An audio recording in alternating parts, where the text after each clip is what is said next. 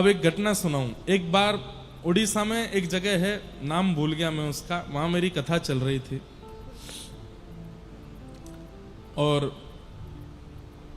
तब इतनी संख्या में लोग तो नहीं होते थे कथा में, इससे आधे से भी आधा पंडाल था और झमाझम जोर की बारिश। और जैसी बारिश प्रारंभ हुई तो बहुत अच्छा पंडाल बना था, लेकिन फिर भी भीतर पानी आने लगा। मेरे मंच के पीछे ऐसे ही जगन्नाथ जी विराज रहे थे। उड़ीसा में कहीं भी कथा होती है तो मैं प्रयास करता हूं कि जगन्नाथ जी ही व्यास मंच के पास रहें। तो अब जो श्रोता थे कभी इधर से उठ के इधर जाएं, इधर से उठ के पीछे जाएं, जल उन पर गिरे और मैं बढ़िया आनंद से कथा कर रहा था।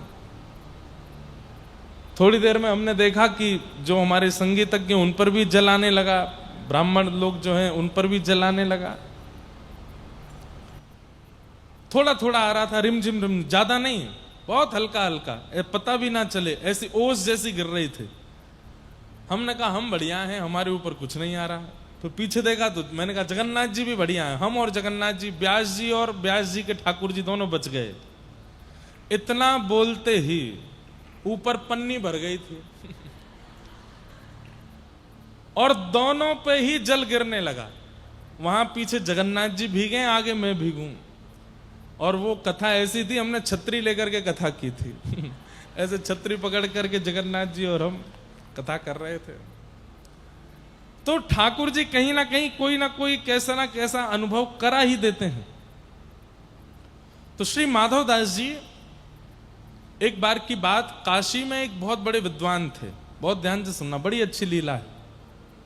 जो ठाकुर जी को समर्पित होते हैं, ठाकुर जी उनके साथ कैसी लीला करते हैं, कैसे उनकी रक्षा करते हैं, ध्यान से सुनो। तो काशी में एक बहुत बड़े विद्वान थे और वे अपनी विद्वत्ता का एक एक क्रम करते थे। क्या? दूसरे विद्वानों को जाकर के हराना और उनसे विजय पत्र लिखवाना, सामने वाले को शास्त्रार्थ में हरा देना और उससे एक पत्र लिखवाना कि मैंने इन व्यक्ति से अपनी हार स्वीकार की है और ये जीत गए हैं, मैं हार गया हूं, आइंदा ये कभी भी मेरे शहर में आएंगे, इनकी पूरी रहने खाने पीने सोने की सब सेवा मैं करूंगा और ये मेरे आचार्य हैं, मैं इनका शिष्य हूं। ऐसा करके पूरा पत्र लिखवा लेते थे और नीचे हस्ताक्षर। और जब कभी भी उस शहर में जाना होता था वो पत्र दिखाते उस व्यक्ति को, हाँ भाई सेवा करो हमारी। सब लोग इधर देखो, ध्यान से सुनो। एक बार वो काशी में बहुत बड़ी विद्वत गोष्ठी हुई, तो उस विद्वत समाज के सामने उन्होंने अपने अनेक विजय पत्र दिखाए और कहा कि मुझे भारत का सबसे बड़ा विद्वान घोषित कर दिया जाए क्योंकि मैंने इतने सारे विद्वानों को परास्त किया है। तब एक व्यक्ति खड़ा होकर के बोला, आपने माधवदास जी को हराया कि नहीं हराया? बोले ये कौन है? बोले वैसे तो ये उत्तर प्रदेश कन्नौज के निवासी हैं, पर कुछ वर्षों से जगन्नाथपुरी में महाप्रभु जगन्नाथ जी के पास रहते हैं। बहुत अच्छे विद्वान हैं। इन्हें अगर आप हरा दो और इनसे विजय पत्र यदि आप लिखवा लो तो हम आपको भारत का सबसे बड़ा विजेता विद्वान घोषित कर देंगे। ध्यान से सुनिएगा। लेकिन भक्त का बंधुओं एक स्वरूप होता है कि वो विवाद से बचेगा। अगर कहीं विवाद हो रहा है और ठाकुर जी का भक्त यदि वहां पहुंच जाए ना, तो वो तुरंत क्षमा मांग लेगा, तुरंत कान पकड़ लेगा, तुरंत हाथ जोड़ लेगा। उसकी गलती नहीं है तो भी उसको विवाद नहीं चाहिए, सब समाधान हो जाए, संवाद कर लो, विवाद मत करो। इन्होंने जैसे ही माधवदास का नाम सुना तो बोले ठीक है, मैं जाता हूं जगन्नाथपुरी और उसको हरा करके उससे विजय पत्र लिखवा के लाऊंगा, उसके बाद आप भारत का सबसे बड़ा विद्वान मुझे घोषित करेंगे? बोले हाँ बिल्कुल करेंगे। वो ब्राह्मण काशी से निकले। माधवदास जी तो बेचारे ठाकुर जगन्नाथ जी को पूर्ण समर्पित थे। विद्वान जगन्नाथपुरी पहुंचा और उसने जगन्नाथपुरी आकर के ढूंढा, कहां है माधवदास? लोगों ने बता दिया और ये माधवदास जी की कुटिया में पहुंचे। और कुटिया के भीतर जाकर के माधव दास जी को बताया, मैं काशी से आया हूं, बहुत बड़ा विद्वान हूं, ये देखो मैंने इतने सारे लोगों को हराया है, मैंने सुना है तुम बहुत बड़े विद्वान हो, आओ शास्त्रार्थ करो मेरे साथ। माधव दास जी हाथ जोड़ के बोले, भगवान शास्त्रार्थ करके आप मुझे हराना चाहते हैं, स्वयं जीतना चाहते हैं? बोले हां। तो मैं अपनी हार पहले ही स्वीकार कर लेता हूं, आपके चरण पकड़ता हूं। आप जीते, मैं हारा, आपकी विजय हुई। सब लोग इधर देखो, यहां देखो,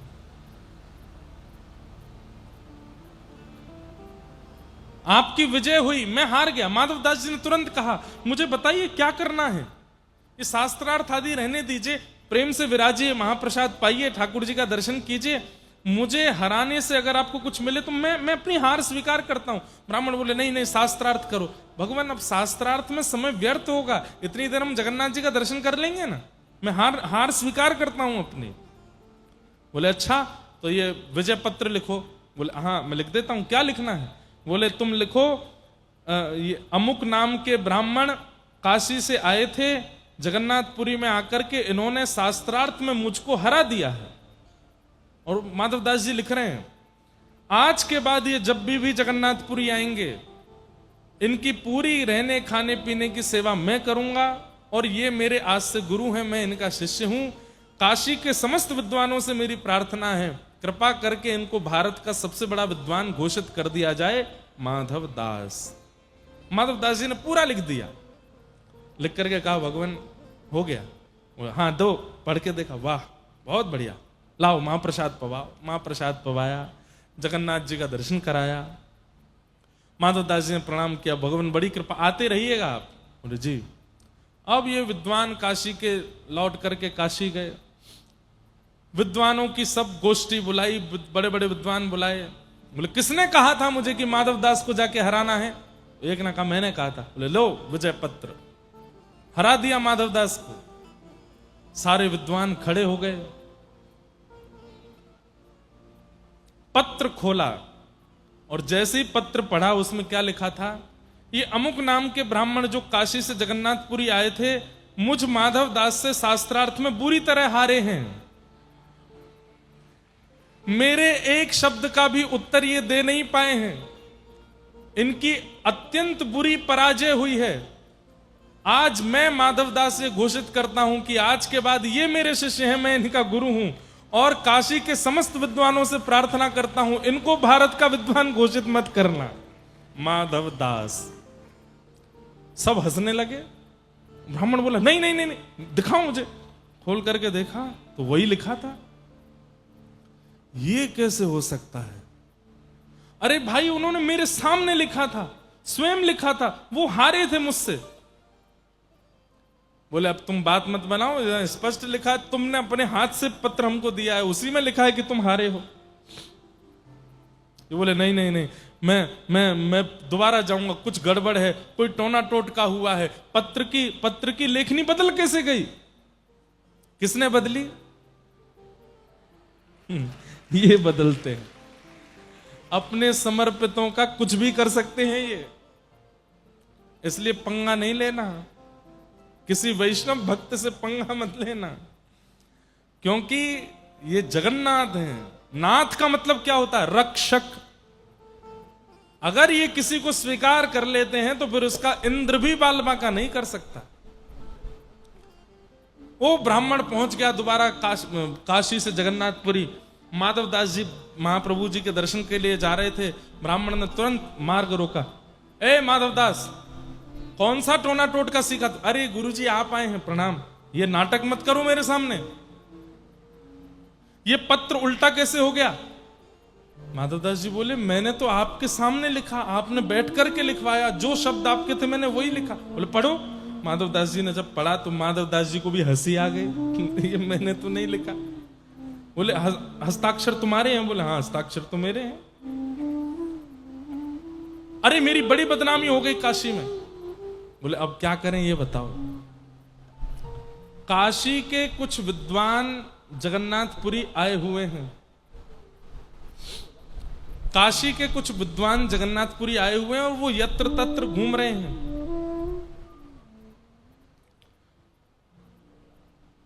और अब की बार मैं अपनी विजेता ऐसे घोषित करूंगा कि हम दोनों के बीच में शास्त्रार्थ होगा, और जो हारेगा उसको मुंह पर कालीत पोत करके गधे पर बैठ करके घूम घूम के ढिंडोरा पीट करके बताना पड़ेगा कि मैं उनसे हारा हूं, ताकि उन काशी के विद्वानों को पता चले कि तुम मुझसे हार गए, तब मेरी फिर जो मेरी इज्जत खराब हुई है वो बचेगी। माधवदास जी बोले शास्त्रार्थ की आवश्यकता नहीं है, आप गधा ले आओ और कालीत भी ले आओ, मैं पोत करके गधा पे बैठ के पूरे नगर में ढिंडोरा पीट दूंगा कि आप जीत गए, मैं हार गया।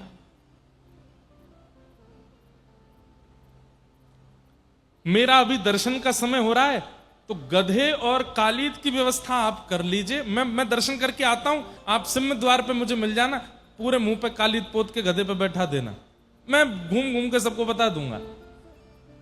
तो काशी के ब्राह्मण बोले हाँ ये अच्छा है, तुम दर्शन करके आओ, मैं गधा लेके आता हूं। यहां माधवदास जी अंदर दर्शन करने गए, ब्राह्मण गधा लेने गया, कुछ कालीत लेकर के आया। माधवदास जी तो महाप्रभु जगन्नाथ जी का दर्शन कर रहे थे। महाप्रभु जगन्नाथ जी ने ऐसा रूप धारण किया कि माधवदास जी तो वहीं खड़े रह गए, बाहर निकलना ही भूल गए। ठाकुर जी माधवदास का रूप धारण करके बाहर आ गए। महाप्रभु जगन्नाथ माधवदास जी के रूप में निकल करके सिंह द्वार से बाहर आए, तो वो सामने वो विद्वान खड़ा था। हाँ हाँ, जैसी हमारी बात हुई थी, बैठ जाओ गधे पर। और वहां भीड़ भी इकट्ठी हो गई थी गधे को देख के, ये सब देख के। माधवदास जी बोले गधे पर तो बैठ जाएगा, लेकिन वो बैठेगा जो हारेगा, अब शास्त्रार्थ करो। तो तुम तो मना किए थे शास्त्रार्थ नहीं करना, बोले कि अब मूड बदल गया, अब शास्त्रार्थ करना है, बैठो। चौकी लगी तो अब भगवान से कौन जीते शास्त्रार्थ में। जैसे ही एक पंक्ति प्रारंभ की भगवान उस विद्वान ने उसका ऐसा खंडन किया, भगवान ने ऐसा खंडन किया, जितनी बातें वो करता गया सबका खंडन करते करते तालियां पिटने लगी महाराज, सब जय जयकार करने लगे, हमारे माधवदास की जय हो, पुरी के माधवदास की जय हो, जगन्नाथ के दास की जय हो। वो ब्राह्मण बेचारा अपनी नजर नीचे करके बैठा। ठाकुर जी बोले उठो, कालीत लेकर के उसके मुंह पे लगाई, माथे पे लगाई, नाक पे लगाई, बोले बैठो गधे पर। गधे पे बैठा के बोले अब जाओ पूरे नगर में घूम घूम करके बोलो माधवदास जीता मैं हारा। रोने लगा बेचारा वो विद्वान, माधवदास जीता मैं हारा, माधवदास जीता मैं हारा। सब हंसे उसको देख के। ठाकुर जी तो ये लीला करके वहां से अंतर ध्यान हो गए। भीतर खड़े माधवदास जी को थोड़ी देर बाद होश आया, बोले कि अरे दर्शन हो गए। बेचारे वो नीचे खड़े होंगे, गधा कालित लेके मैं चलूं नीचे। नीचे उतर करके आए तो क्या देखा, वो विद्वान खुद ही गधा पे बैठ के घूम रहा है, सबसे कह रहा है माधवदास जीते मैं हारा, माधवदास जीते मैं हारा। माधवदास जी दौड़ करके गए, जाकर के उस विद्वान का हाथ, अरे आप क्या कर रहे हैं, नीचे उतरिए, ये क्या कर रहे हैं आप, अरे ये शोभा नहीं देता। प्रणाम करने लगे, बार बार दंडवत करने लगे। आप ऐसा क्यों करने लगे, मैं थोड़ा विलंब हो गया, मानता हूं, प्रतीक्षा कर लेते। विद्वान उल्टा गिरे, बोले भैया तेरे हाथ जोड़ो, 2 बार कह दिया था तूने कि नहीं करूंगा शास्त्रार्थ, पर जब शास्त्रार्थ किया इतना अद्भुत, अरे तुम बोलते हो कि तुम्हारे मुख से साक्षात वेद प्रकट होते हैं। नहीं, मेरी हार ही अच्छी है, मैं हारा हुआ ही ठीक हूं, आज से तुम मेरे गुरु, मैं तुम्हारा शिष्य। माधवदास जी बोले क्या बात कर रहे हैं आप। बोले तुमने मुझे हरा दिया, मेरी आज आंखें खोल दी कि तुमसे बड़ा विद्वान कोई नहीं। बोले मैंने कब हराया, अरे वहां बैठ करके क्या अद्भुत तुम बोले जा रहे थे। माधवदास जी सुन करके सब समझ गए, पत्र की लेखनी बदल जाना और मेरे दर्शन के समय बाहर आकर के शास्त्रार्थ करने, ये सब कालिया ठाकुर ने किया है, ये सब महाप्रभु जगन्नाथ जी की कृपा है। हाँ, भीतर जाकर के जगन्नाथ जी के सामने रोए माधवदास जी, नाथ उस विद्वान की केवल एक ही तो उम्मीद थी कि उसको यश चाहिए, और वो यश देने के लिए मैं पूर्ण रूपेण तैयार था, क्यों नहीं देने दिया। बोले यश चाहिए तो दुनिया में बहुत जगह है, जाकर के यश ले ले। मेरे भक्त का अपमान करके यश लेने के लिए कोई आएगा, मैं कदापि सहन नहीं करूंगा। ऐसे हमारे महाप्रभु जगन्नाथ। तो इनके प्रति समर्पित हो जाओ, आपको पता नहीं चलेगा ये कैसे कैसे आपकी सब जगह से रक्षा कर लिया करेंगे। इनके प्रति अधीन हो जाओ। थाम उंगरिया जौन डगरिया, थाम उंगरिया। हम कह रहे हैं ठाकुर जी से, ले चालो तुम जानो, हाँ ले चालो तुम जानो, हरि में नैनहीन तुम नैना, हरि में नैनहीन। श्री जगन्नाथ महाप्रभु की। ऐसे हमारे प्यारे ठाकुर जी हैं, बड़ी कृपा करते हैं।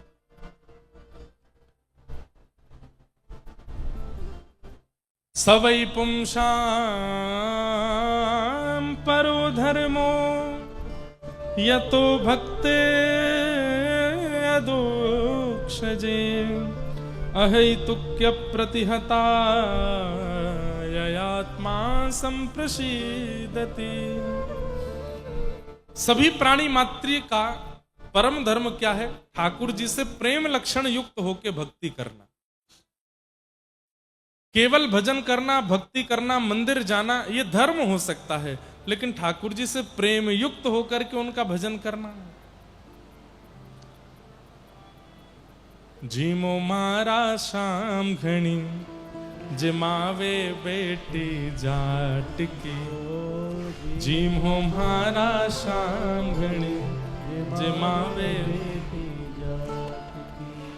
बाप हमारो गाम गयो है, ना जाने कब आवे गो।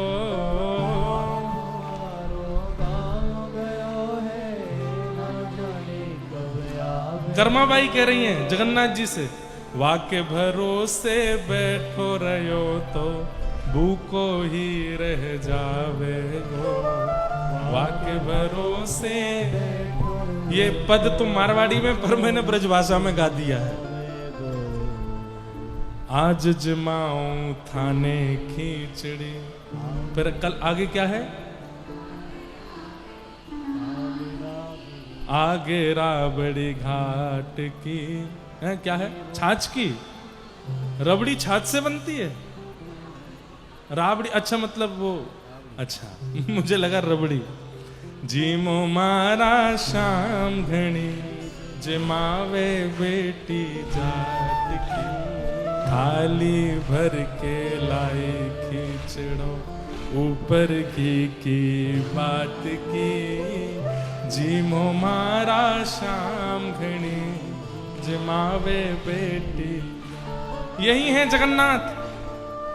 अब एक तो होता है कि हम भोग लगाते हैं ठाकुर जी का, वो धर्म है, लेकिन कर्माबाई ठाकुर जी से कह रही है कि हमारे पिताजी के हाथ से तो आप प्रेम से पाते हो, और पिताजी हमारे भरोसे आपको छोड़ के गए हैं, तो आप 3 दिन हो गए भोग नहीं लगा रहे हो। अरे ये मोटे मोटे गाल आपके सब पिचक जाएंगे, पतले दुबले हो जाओगे, फिर पिताजी आकर के आपको कहीं छोड़े आएंगे, दूसरे गोपाल जी ले आएंगे। प्रेम से पाले हो। अरे इतने बड़े बड़े राक्षसों को मारते हो, बल चाहिए उसके लिए खिचड़ी तो खानी पड़ेगी ना।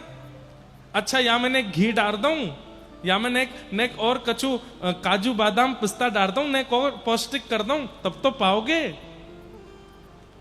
इतने प्रेम से पुकार रही है ठाकुर जी को। ठाकुर जी दौड़े चले आए। ये क्या है? ये परम धर्म है। आप केवल अपने नियम का ध्यान रखते हैं, इतने बजे उठा देना है, ये पोशाक पहना देनी है, इतनी आरती कर देनी है, थाली धर देनी है, बढ़िया पर्दा कर देना है, स्तुतियों का पाठ करना है, पर्दा खोल के भोग उठाना है, ऑफिस जाना है, दफ्तर जाना है, और रात में आके ठाकुर जी को सुला देना। ये धर्म तो है, ये भक्ति तो है, लेकिन प्रेम शून्य के कारण परम धर्म नहीं है। ठाकुर जी को बहुत प्रिय नहीं लगता होगा। आप धर्मयुक्त हो जाओगे, आप इसके द्वारा पुण्य की प्राप्ति कर लोगे, लेकिन परमात्मा नहीं मिलेंगे इस ऐसी वाली भक्ति से। उसके लिए तो प्रेम करना पड़ेगा, प्रेम युक्त भक्ति करनी पड़ेगी। अच्छा, एक बात मैं कहूं, उड़ीसा में जब जब मैं कथा करने आता हूं, अधिकतर मेरे पास एक ही प्रश्न आता है,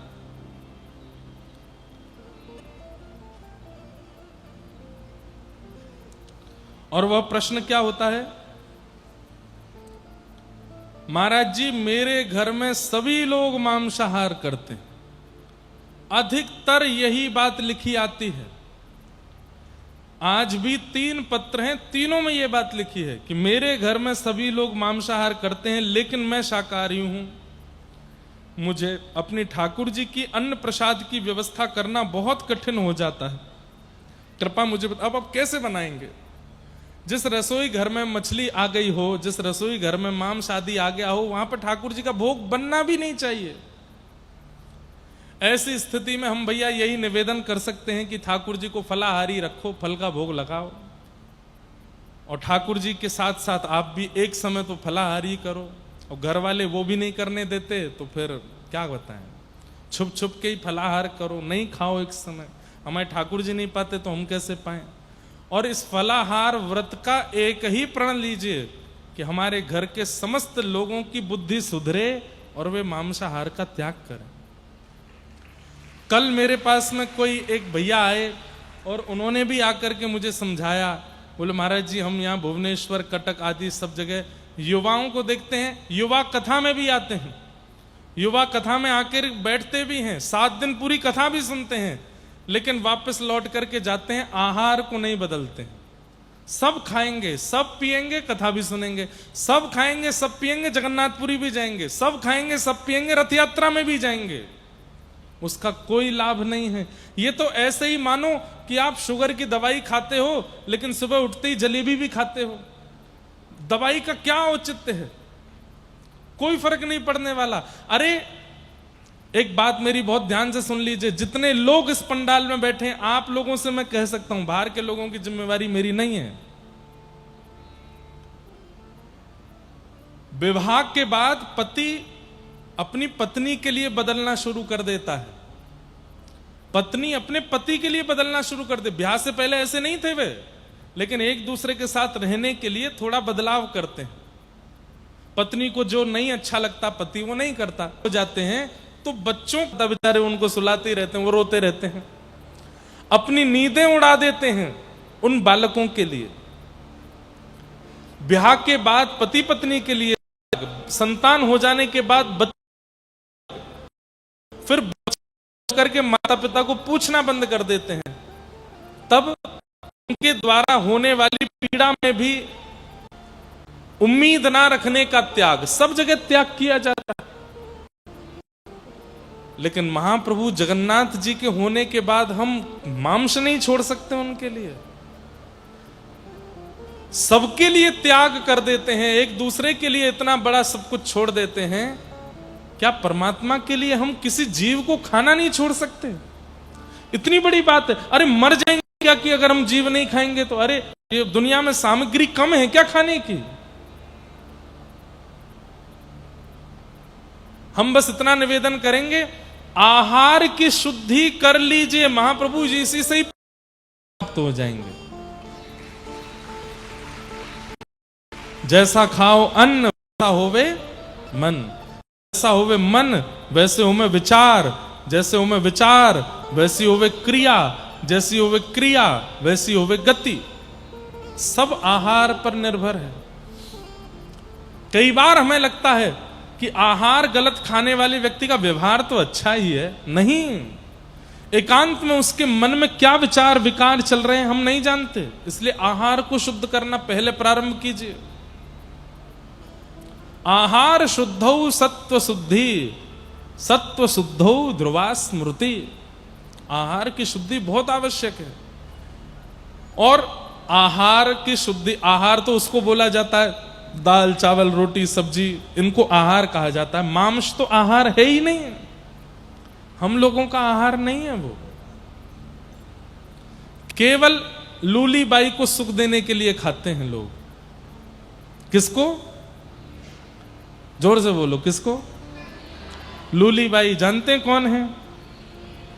हमारे शरीर का सबसे खतरनाक अंग लूली बाई। एक भी हड्डी नहीं है इसमें, लेकिन आपकी सारी हड्डी तोड़वाने की सामर्थ्य है इसमें। एक भी हड्डी नहीं है इसमें, लेकिन आपके समग्र हड्डियों को, आपके समग्र शरीर को, मन बुद्धि को, आपके जीवन को नरक बनाने का, स्वर्ग बनाने का, दोनों का काम इसके पास है। ये चाहे तो आपको फकीर बना दे, ये चाहे तो आपको संत बना दे, चाहे तो आपको मीरा बना दे, चाहे तो सूरदास सालबेग बना दे, और ये चाहे तो आपको रावण कुंभकर्ण कंस बना दे। इसके चाहने से सब हो जाता है। जब इसका आभूषण आहार ही पवित्र नहीं होगा तो व्यक्ति पवित्र कैसे बनेगा? ये तन भगवान का मंदिर है, इसको कब्रिस्तान मत बनाओ मुर्दों को खा करके। इसमें अभक्ष भक्ष सेवन करके इसको अपवित्र मत कीजिए। मैंने कुछ गलत कहा? मांस खाने वाले लोग मुर्दा ही तो खा रहे हैं, मरे हुए कोई तो खाते हैं। और मुर्दे जहां दफनाए जाएं उसको कब्रिस्तान ही कहा जाता है। देह देवालय है।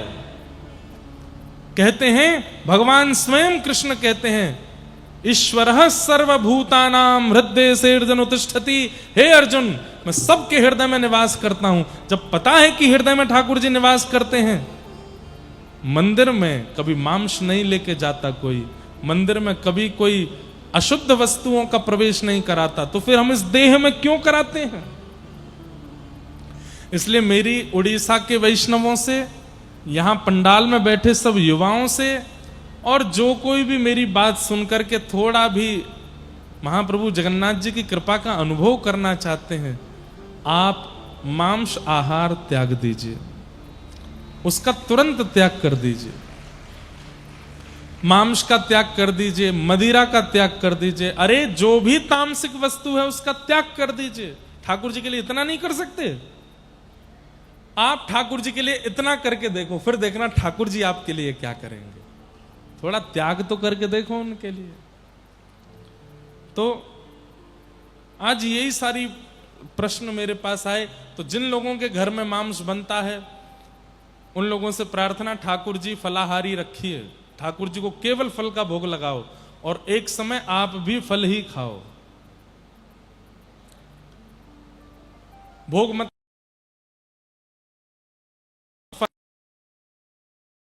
यही संकल्प लीजिए कि जब तक घर के सब लोगों की बुद्धि सद्बुद्धि नहीं बन जाती, मैं तब तक मैं और मेरे ठाकुर जी दोनों फलाहारी रहेंगे। हम फलाहार करेंगे।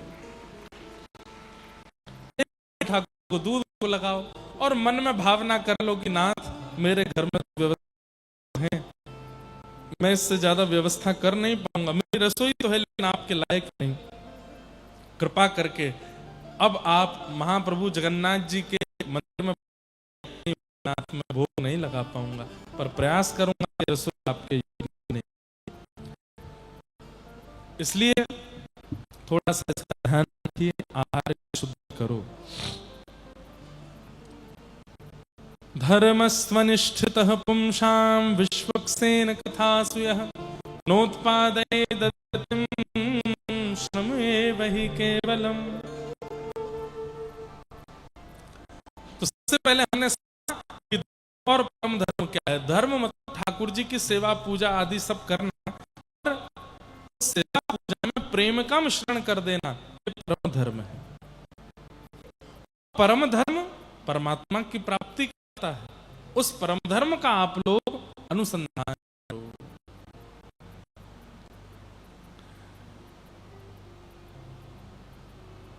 भगवान की कथा सुनने